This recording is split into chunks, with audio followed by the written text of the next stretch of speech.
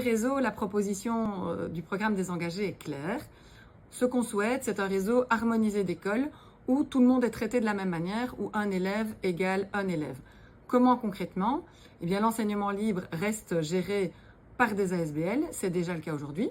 Au niveau de l'enseignement des communes, des provinces, eh bien, on a aussi une gestion qui se fait de manière indépendante, donc par des organismes distincts. Ils peuvent décider de la forme qu'ils prennent.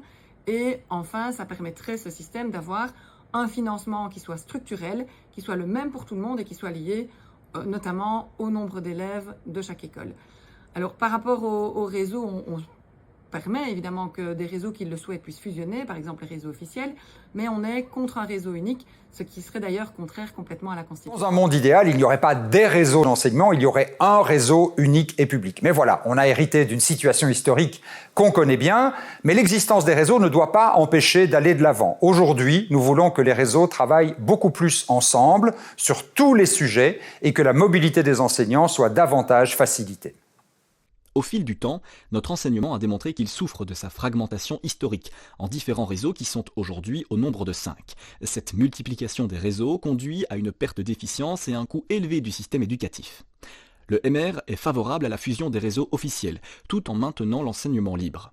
Dans un premier temps, il s'agirait de spécialiser les réseaux officiels pour plus d'efficacité, en s'appuyant sur leur expertise. Pour ce faire, l'enseignement fondamental serait organisé par les communes, le secondaire général par Wallonie-Bruxelles Enseignement et le qualifiant par les provinces et la COCOF. Aujourd'hui, le pouvoir organisateur, ou EBE, en tant qu'organisme d'intérêt public, est sous la tutelle d'un ministre du gouvernement. À terme, la fédération Wallonie-Bruxelles doit se concentrer sur sa compétence de pouvoir régulateur exclusivement.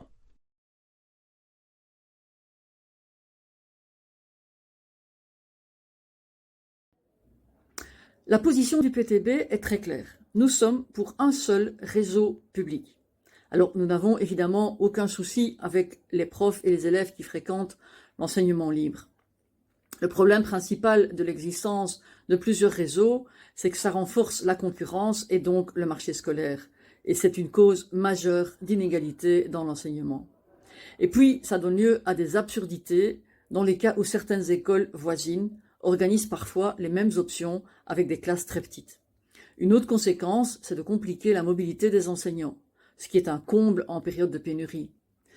Alors, en attendant que les esprits soient mûrs pour un seul réseau, nous souhaitons en tout cas lever tous les obstacles à cette mobilité, en uniformisant les statuts vers le haut et en permettant toute réaffectation interréseau sans aucune perte d'ancienneté pécuniaire ou autre. Dans un monde idéal, Défi souhaiterait que les réseaux s'organisent plutôt sur base géographique que sur une base philosophique. Mais aujourd'hui, il est illusoire, et on le sait, de proposer un seul réseau unique. Alors ce que Défi propose, et d'ailleurs nous avons déposé une proposition de résolution au Parlement de la Fédération Wallonie-Bruxelles en 2019 à cet égard, proposition qui a été adoptée à la quasi-unanimité de tous les groupes politiques, et en tout cas de la majorité actuelle, c'est de décloisonner les réseaux et c'est de permettre une mobilité des enseignants, quelle que soit l'école et quel que soit le réseau où ils travaillent.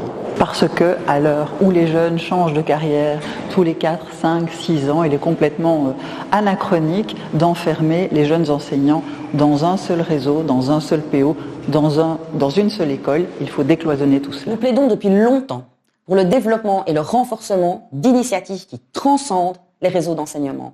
Il existe des problématiques qui nécessitent de constituer des ponts structurels et réguliers sous forme d'une coupole qui rassemble ces acteurs de l'enseignement afin de renforcer les synergies en matière de pédagogie, d'offres d'enseignement et de ressources humaines. Renforcer les interactions entre réseaux au niveau des bassins de vie, c'est rompre avec l'isolement des chefs d'établissement et c'est favoriser le partage des expertises et des pratiques. C'est favoriser la mobilité des enseignants en repensant les parcours de carrière et en explorant les pistes vers un statut unique. Et c'est enfin combattre les dynamiques de marché scolaire en favorisant la coopération entre des écoles d'un même bassin.